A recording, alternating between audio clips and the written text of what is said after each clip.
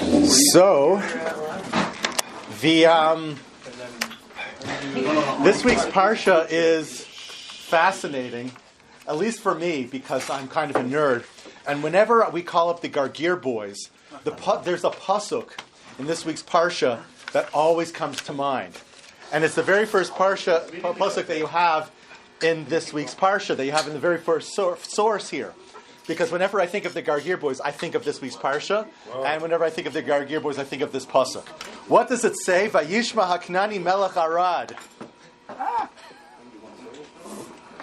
The Canaanite, the king of Arad, heard Yoshev HaNegev, who dwelt in the south, Ki bo Yisrael derecho Asorim, that the Jewish people were coming up by way of the Asorim passage. So, I always think of Arad whenever I read this pasuk because he's named for because this is actually a really important battle. This is a very important war. Why is it important? Well, we're going to see. Vayidar Yisrael neder laHashem, and the Jewish people, they made an oath to God. Vayomar, and they said, Im noson titena so'am hazeh biyadi, if you will deliver this nation to me, if you grant me victory in this war, v'hecharamti es arehem, I'm going to use a word that's not in particularly common parlance in this context. I will proscribe their towns. V'yishma Hashem b'kol Yisrael, and Hashem heard the voice of Israel. He heard what they had to say. V'yitein es haknani v'yacharem eshem. So he delivered the Canaanim. The Jewish people were victorious, and they actually proscribed their cities. The cherem is to declare it as godly. We're going to talk about what exactly it means, but it's a complicated word. Right. V'yikra shem hamakom charma, and they called the place Chorma. Now, this is a very short incident, and it passes without too much of a trace. In fact, most people who read the parsha really barely remember this battle. But there are several things that are notable about it, and I think that this makes it actually quite notable, even if it's largely it's passed over most often. Who's absent from this story? Who has been a major player in every single story within the Torah from the time of Yetzias Mitzrayim until at least this point? Moshe, right. Moshe is completely absent. He's not here at all. So there's something really, really strange here going on.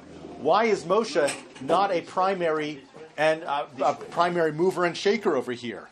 And the second question relates to the word cherem, which has multiple meanings. It can mean a ban. It can mean a religious restriction upon a particular object. It might bestow a sanctity on an object by its dedication to God. It also has the connotation of destruction. So what do these possible meanings mean here within this specific text? If you were to take a look, for example, take a look at source number 2 and source number 3 and source number 4, you'll see the various ways in which the word cherem is used. For example, I'm just going to read in the English. Source number 2, you must not bring anything abhorrent into your house. Right. And you will proscribe it. You will reject it as abominable, for it is prescribed. So we're using the word cherem to describe something as, we're talking here about idols, as being verboten, forbidden, as being wrong, something bad. Here, when a person makes an oath and says, I'm dedicating this to God, what word does he use? He uses also the word cherem. And who gets the cherem property? The Kohen eventually. So we see that the word cherem can mean something that's been sanctified. And also take a look at source number 4, ki hacharem tacharimim, you will destroy them. It's talking about the various Canaanite peoples, the Chitim, the Amorim, the Knani, the Prizi, Achivi, Hayevusi. As Hashem your God has commanded you. So you see that the word cherem has a multiplicity of meanings. It can mean something that belongs to God, it can mean something that is abhorrent and forbidden, and it could also mean something that has to be destroyed. It's a verb to destroy. So we have to figure out exactly what's going on here when the Jewish people say that we will make a cherem on all the property of the king of Arad's stuff. And now a third question. Why do the Bnei Yisrael resort to a vow here? Are they bargaining with God? What is the correct usage of a vow? And the Haftorah in this week's parsha is particularly pointed. Does anyone know offhand what this week's Haftorah is? The Haftorah is about Yiftach. Right. What does Yiftach do? What's he notable for, Chaim? You know the story. Yeah. Who did he offer as a sacrifice? Yeah. He went to battle against the king of Ammon, and he said, and in the battle, if I'm victorious, then the first thing that comes out of my house I will offer as a sacrifice to you. What's the first thing that comes out of his house, Chaim? His daughter, right. So we see that Yiftach does the exact same thing that the Jewish people are. In fact, that's the commonality between the Parsha and the Haftorah, is the battle and the vow that's made. So was it appropriate for the Bnei Yisrael to utilize the tool of the vow in this case? On one hand, their prayers were clearly answered. They were victorious. They were able to defeat the Melech Arad. But did Am Yisrael act correctly? Was this the appropriate use of a vow? What place does a vow have in the value system of Judaism? Yeah. So let's take a look now at source number 5. Source number 5 is really the verse, it's really the psukim that give us the greatest indication of how Judaism views vows. What does it say? Ki sidor neder laHashem elokecha, when you make a vow to Hashem your God, lo sa'acher l'shalmo, do not tarry from fulfilling it. Ki daroshi dershenu Hashem elokecha me'imach v'hoivacha chet, because the Lord your God will require it of you, and you will have incurred guilt should you fail to fulfill it. You must fulfill what has crossed your lips and perform what you have voluntarily vowed to the Lord your God, having made the promise with your own mouth. So, in general, we see that there's no obligation, there's no requirement to express a vow in Judaism. So, but if one does verbalize a promise, then they better make that commitment true. They better keep it. Why are vows so sensitive? Why does the Torah emphasize the requirement that, what's the Lashon in Hebrew? It says, Motzei sifasecha tishmor, whatever emanates from your lips, you will observe. Ve'asisa kasher din nadarta, and you will perform, you will do as you have vowed. Why is this so? Why are they taken so incredibly seriously? So let's take a look and think of all the times in Tanakh when vows were made. Vows are usually offered when people are in situations of severe duress or distress. Think, for example, of Chana. Why does Chana make a vow? Because she's pained, she's distraught, she doesn't have any children. And she makes a commitment, if you give me children, I will dedicate his life to you. Anybody else know where in the Torah a vow comes up? It comes up in Sefer Bereshit. Yaakov makes a vow. He says, if you let me come home safely, whole from my uncle Lavan, then I will build a house for Hashem. And our Haftorah also speaks of Yiftach. In the heat of battle, he's stricken by nerves. He makes a statement to Hashem, a vow promising that if God helps him now, then in the future he will offer something to God. And that's actually a common theme amongst all these vows. We're saying, God, do something for me now, and in the future I will do something for you. So in a sense, perhaps this may be even irreverent, but it looks like we're buying something on credit. Mm-hmm. A person's in trouble, a person feels unworthy, but at the same time they're also desperate. They feel that they're in a crisis and they need God's intervention now. So what do they do? Well, the person making the neder says, God, Herzachain, because everybody spoke Yiddish even then. I am doing something exceptional. I'm going to do something exceptional, but I can't do it now. I'm in the middle of a battle. So why don't you grant my request, and I will repay you with this religious act? Why don't you view it as though I am the kind of person that has already performed that extreme religious act? So now, because of that merit of being that kind of a person that performs this religious act, you will perform this deed on my behalf. Grant me success in battle. So, on the basis of my promise of what I will do, please consider it already done and help me now. We buy now and pay later. What happens if a person then does not fulfill their vow? Let's think of a politician.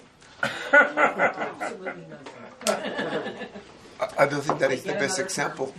A politician. A politician is elected based on a series of promises and commitments, a statement of vision and principles that they will adhere to. When we vote for them, we're not voting for them based on who they are right now, rather based on what we think they're going to do. What happens the moment a person is elected and then all of a sudden they declare a climate emergency and then they outlaw plastic bags and everything else? Well, they tend not to stay in office. Right. And they tend to get replaced by somebody worse than them. Yeah. Well, do you think Farkas is worse? But Not at all. no. But politicians, they what they do is that do as I say, but not as I do. Yeah. That's In good. Ukraine, they said, never wish for the death of the Tsar, for the next will be worse. Yeah, it's like the devil, you know. But anyways, but a politician who lies, who doesn't fulfill their commitments that they make, they've been elected fraudulently. This is not what we voted for. This is not what we wanted. And ultimately, maybe their comeuppance isn't so severe. They're just out of job. Interesting. Okay. But they're just out of job. But it's the same sentiment, and that's the parable that some rabbis like to give. So, when a person utters an oath in a very serious situation, they're saying to Hashem, "View me as though I'm the person who's already performed the following act. Let me win the war, and I'll bring a sacrifice. Let me win the war as though I have already brought the sacrifice.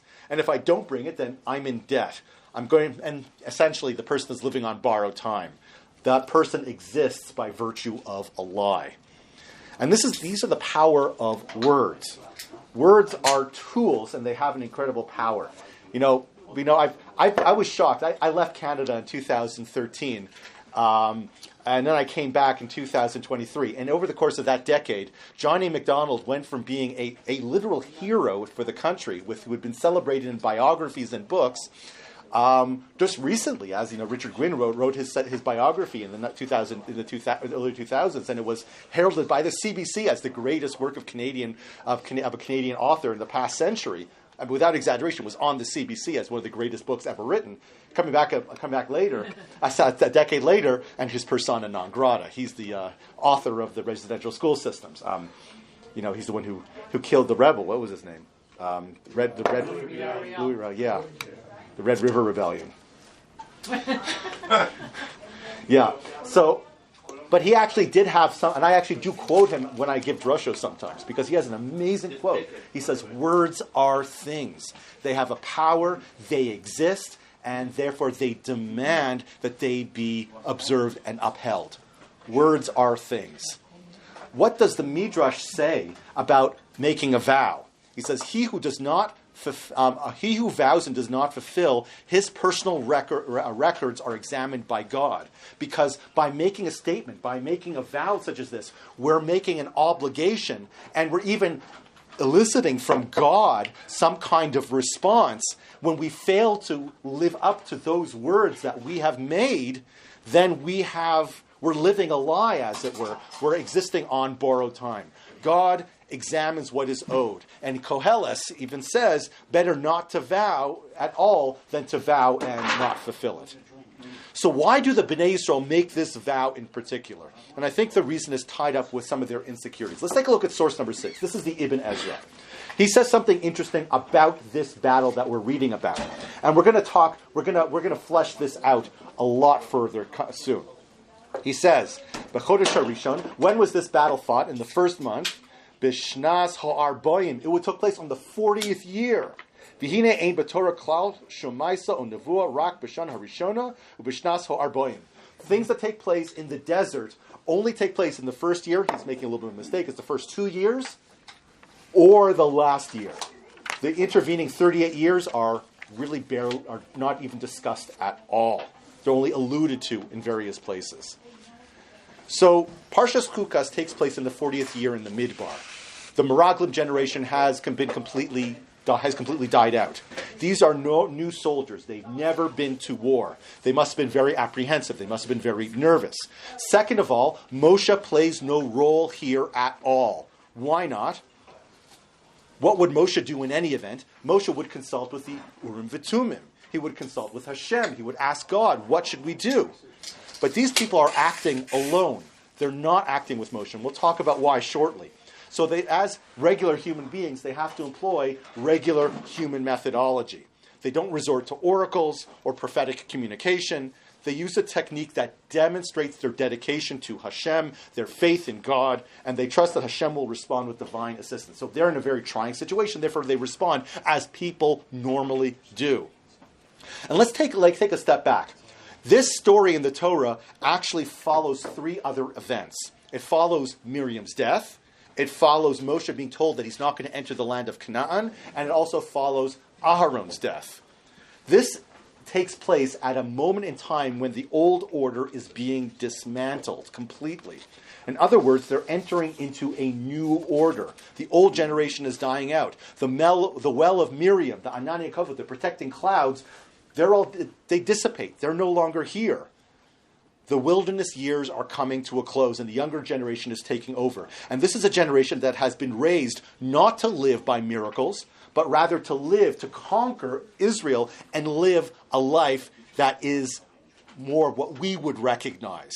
Planting crops, fighting battles, literally with your arms instead of God's Spirit, so on and so forth. And there's a certain dichotomy, and I'm going to just go off on that Ibn Ezra that we mentioned a moment ago, where he talks about how the Torah, it seems to be divided into two separate sections. And Sefer Bamidbar is divided into two chronologically distinct periods, each with their own characteristics. The first section, which starts from the book of Parshas Bamidbar to Parshas Korach, takes place with the post-exile generation. The Bnei Israel are in their second year of the wilderness. This is a newly freed nation that has all the foibles that a slave nation would have. They pine for security. They want this. They want the familiar, the sights, the smells of Egypt, the security of having a master that will take care of them. This is the generation. What's that? Yeah, exactly. With their leeks and avatiach.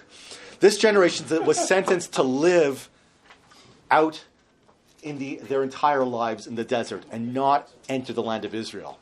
But the second generation is different. That's when Parshas Chukas begins through to the end of Sefer Bamidbar. This generation is Israel-oriented. They're born with the optimism of a free people. They have no romantic memories of Egypt. This is a confident, dignified, and independent nation. And if this is true, then this war gives us a first glimpse of this new generation when they're at their pinnacle. When confronted by a war, they automatically respond to the situation with spirituality. They turn to God first, and only afterwards to the art of warfare. The Israelites, the Bnei Israel that we witness here at this juncture, in this battle, are a new generation who are confident in their military abilities, and at the same time they demonstrate a deep sensitivity towards the spiritual. And so let's support this thesis with examining the word cherem, which is used here in the vow that the Bnei Israel make. Earlier we said that it has a multiplicity of meanings. We find, for example, let's turn to source number 7. We say, for example, with Yehoshua, "V'hoyasa ha'ir cherem hi." What does Yehoshua say about the city of Jericho? The city are going to be prescribed for the Lord. V'chol asher bo Hashem.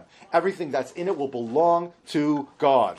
Rak rechov hazona, only Rachab the zona, tichya, she will live. Hi v'chol asher tov abayis. V'rak atem tishmu min hacherem. You will be proscribed if you take anything from that which is prescribed. V'samtem es machane Yisrael lecherem v'achartem oso. You will cause the camp of Israel to be proscribed or to be doomed, and you will bring calamity upon it. So we find that the word cherem in this verse over here also has a dual meaning. It refers to the spoils of war, as well as a dedication of those items to God. So the spoil is banned. It's under cherem. Why? Because it's God's property. Since God turned the tables of the war by taking down the walls of Jericho, it's God who's the victor at the battle, so therefore rightfully all the spoils belong to him. So a ban restricts human usage of all the stuff of Jericho. And perhaps it's the same thing that's playing out here in this week's Parsha.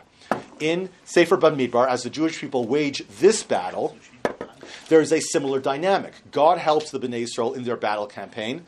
However, they tell God that in exchange for his assistance, they will dedicate the spoils to God.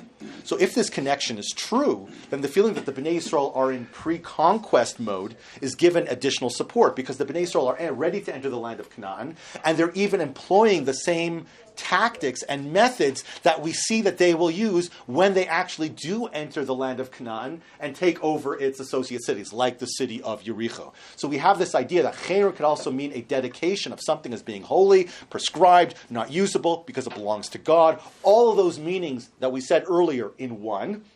And we also see that the Bnei Yisrael are employing this at this juncture because we're dealing with a new generation that is set and ready to enter the land of Israel. So where's Moshe in all of this? I'm going to suggest something.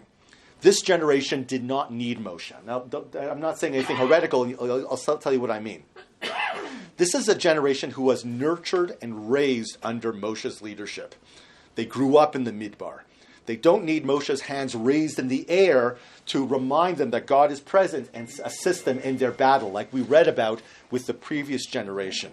They've learned the lessons that Moshe taught them. They've eternalized the message, and they here put it into practice. They don't need Moshe holding their hands any longer, because they have taken everything Moshe had to teach them and have employed it. They've internalized it and made it part of their own substance. These are people who are confident when facing war. After all, they're there to conquer the land of Israel. And it's possible that Moshe was aware of this mood that animates this new generation, so Moshe deliberately fostered a temperament of independence, encouraging initiative and courage in the face of military confrontation. It was precisely the fear of the enemy that led their parents' generation into ruin and disaster, with the Meraglim being afraid of what was to come. And so therefore Moshe had to spend the next 40 years training, teaching, educating, rearing a generation that would not fall prey to the same fear and would respond with confidence and faith.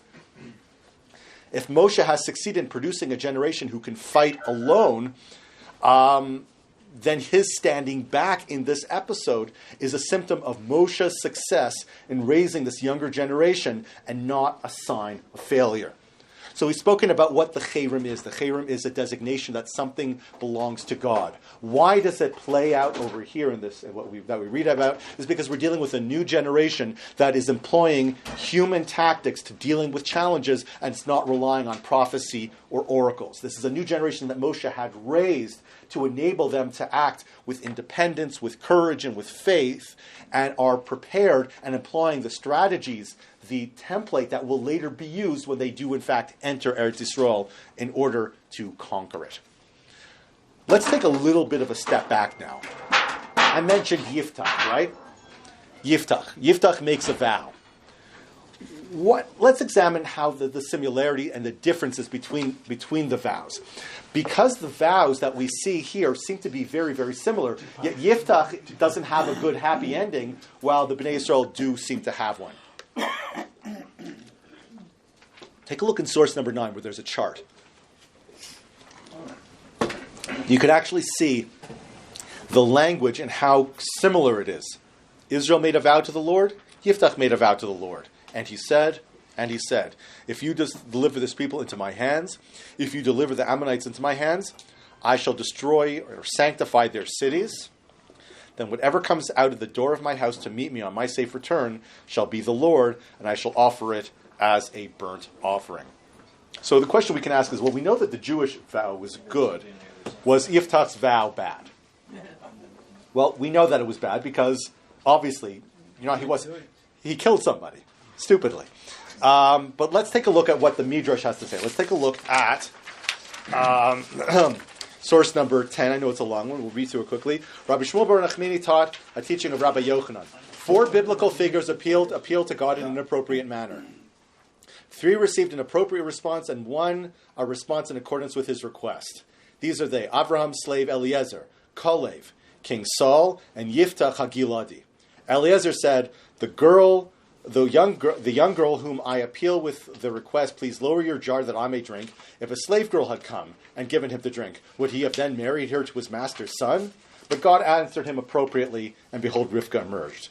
Saul said in the battle of Goliath, the man who kills him will be rewarded by the king with great riches, and I will also give him his daughter in marriage.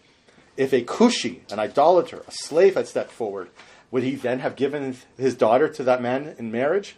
God answered appropriately because David, a son of a man of Ephrat, came. Yiftach states, whoever comes out of the door I will offer as a burnt offering. If a donkey, a dog, a cat had come out of his door, would he then have offered them as a burnt offering? But God answered him in the same inappropriate manner. And behold, his daughter came out to meet him. So we see that this was not cool. What's the unifying principle in the Midrash? Well, one thing is that in most of these cases, it's a young woman's life is hanging in the balance. Right? Like Rivka, Michal, daughter of Shaul, Yiftach's daughter. Like, young ladies are involved here. Each instance involves a promise in some form, usually with the life of a young woman. But the real drama here is that each test case presents a commitment based on a condition. And this condition is unpredictable. It's open to the winds of chance. In short, we have a statement whose fulfillment is almost recklessly dependent on some random occurrence. Obviously, the random element in each of these statements creates a situation of absurdity. In each case, an event of critical importance is about to occur, the betrothal of a wife, the dedication of an offering to God, and the prime actor determines the object of his desire on the basis of chance. This is inappropriate. So when we contrast the vow of Yiftach with the vow of the Jewish people, we see that there's a very stark difference between them. This is the difference between a good one and a bad one. What's a good one? When you are very specific. You do X, I will do Y. Right? I will destroy or sanctify their cities. Very, very clear. You let us survive, we'll do something great for you, specifically what it is. But with the vow that Yiftach makes, it was not quite the same thing. The Bnei Israel worded their vow appropriately, while Yiftach worded his vow inappropriately. Let's take a look at the next source.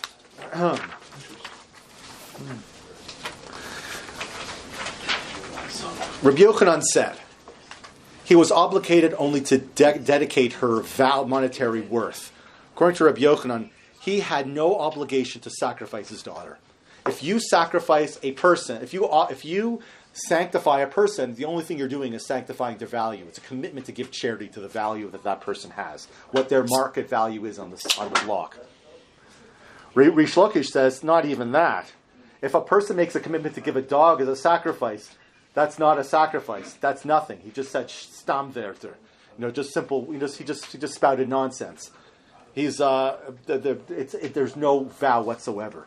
So Yiftach has uttered a vow that has no obligation.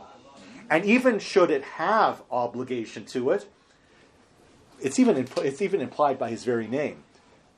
You can go to a chacham, you can go to a rabbi, you can go to a beis din and have your vow nullified.